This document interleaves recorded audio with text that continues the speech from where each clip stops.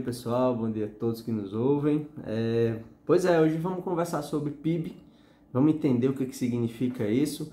A gente costuma ter as primeiras informações e conversas sobre isso ainda na escola, né, nas aulas de geografia e tudo mais, né, mas aí a gente termina que passa o tempo, depois a gente começa a ver isso em outros locais, em jornais, em entrevistas, mas aí muitas das vezes a gente não compreende bem o que significa, o que isso representa de fato para a economia, para o país e para nós, para o nosso bolso também, né? Isso também influencia. Então, o tema de hoje é um outro tema técnico, a gente provavelmente hoje fecha um ciclo de temas técnicos e na próxima semana provavelmente a gente já começa a conversar sobre coisas mais aplicadas no dia a dia, sobre orçamento doméstico, sobre fluxo de caixa e tantos outros temas que são do interesse também, né, da população e do nosso dia a dia, do nosso cotidiano.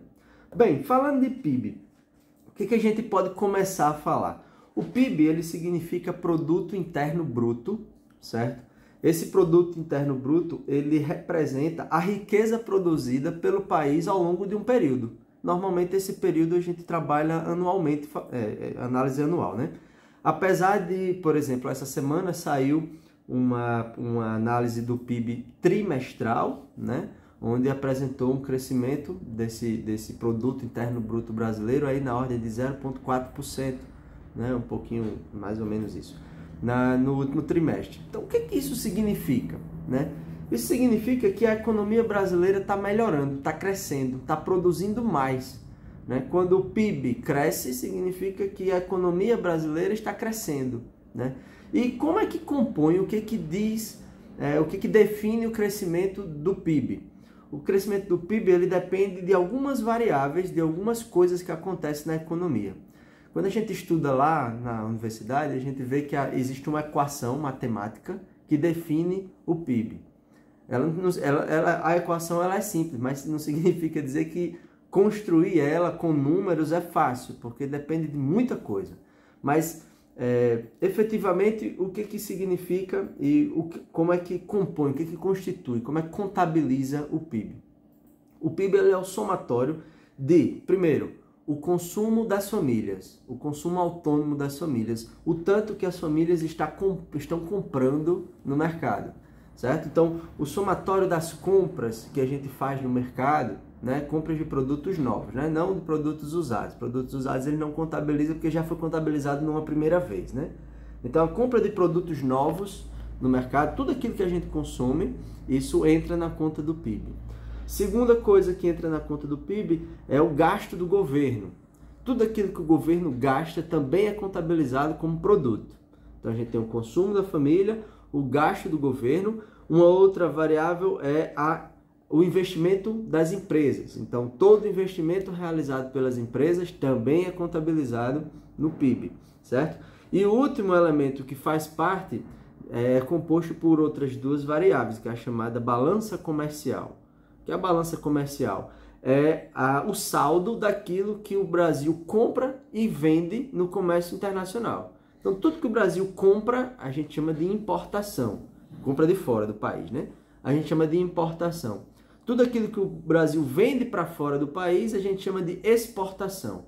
Quando eu subtraio tudo aquilo que eu vendo, menos tudo aquilo que eu compro, a gente tem o chamado saldo da balança comercial, que é venda menos compra, né? Então, quando eu somo essas variáveis, eu defino o tamanho do produto interno bruto do país de um período, certo? Então, a economia brasileira, por exemplo, o governo federal, o Ministério da Fazenda e também várias agências, né, privadas de bancos e vários outros órgãos que atuam na economia, eles estão prevendo o crescimento do produto interno bruto do Brasil para esse ano, que pode variar aí, mas a ideia é que ele cresça entre 2,2% e 2,5%. O que isso significa? Significa que, em comparação ao ano passado, o Brasil vai aumentar a sua produção e a sua riqueza entre 2,2% e 2,5%. Então, isso é o PIB, né, o que se chama de Produto Interno Bruto.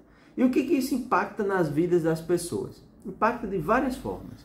Né? A principal delas é que quando a riqueza do país ela cresce, há uma possibilidade também de que essa riqueza seja partilhada entre as pessoas por meio de várias coisas, por meio de políticas públicas, por meio de transferência de renda, por meio da melhoria dos níveis de investimento, por meio do acesso a serviços públicos que você não tinha antes. Então, o crescimento do PIB ele é importante para a sociedade porque ele favorece e dá a oportunidade de que o povo, de um modo geral, possa ter acesso a algumas coisas que não vinha tendo. E o que oportuniza esse acesso? A melhoria da economia.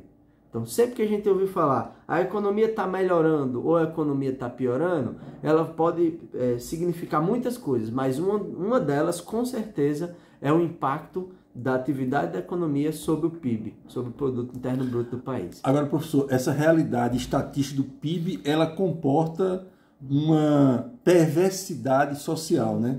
Porque ela parte do pressuposto que todo mundo está no mesmo patamar de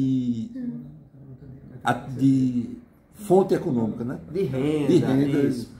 A grande questão do PIB é que ele não analisa, ele não apresenta informações sobre distribuição de renda, sobre desequilíbrio socioeconômico, sobre desenvolvimento socioeconômico. O PIB ele fala especificamente de crescimento. Quando a gente vai olhar, existe uma diferença conceitual significativa entre o que é crescimento econômico e o que é desenvolvimento econômico. O crescimento é o simples aumento do PIB, isso é crescimento econômico. Desenvolvimento é quando, de fato, esse crescimento ele passa a ser partilhado pela sociedade.